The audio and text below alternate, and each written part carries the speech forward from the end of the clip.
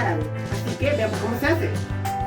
Una cucharadita de azúcar, 500 gramos de harina, 300 gramos de agua tibia, 30 gramos de aceite de oliva, 60 de levadura seca y 10 gramos de sal. Bien, lo primero que haremos es echarle agua tibia a nuestra levadura y luego le echaremos una cucharadita de azúcar para que pueda comer y la dejaremos reposar por 10 minutos.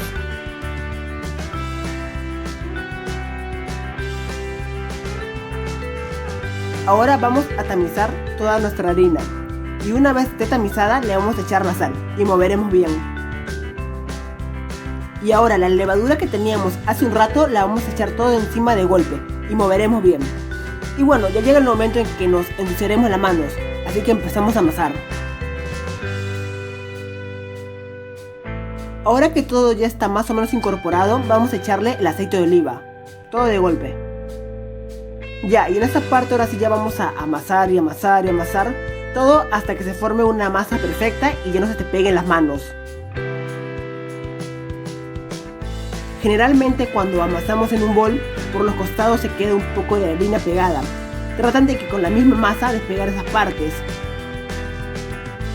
Hay un montón de técnicas diferentes para amasar. Yo personalmente todavía no tengo ninguna favorita, así que cuéntame en los comentarios si tú ya tienes una técnica favorita.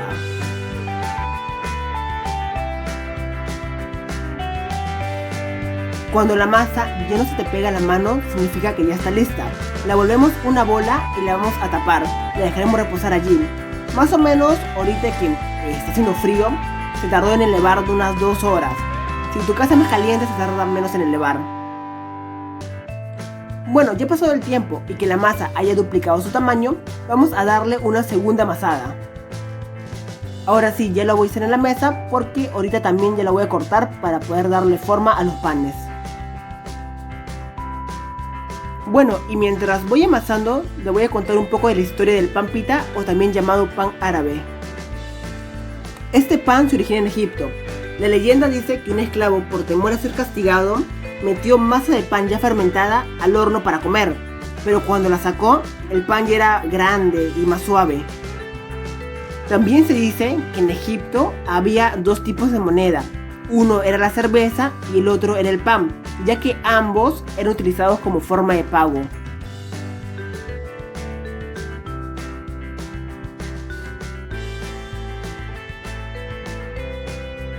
Ahora que terminamos de amasar, arrancamos un pedacito y lo pesamos y le vamos a dar forma de pan.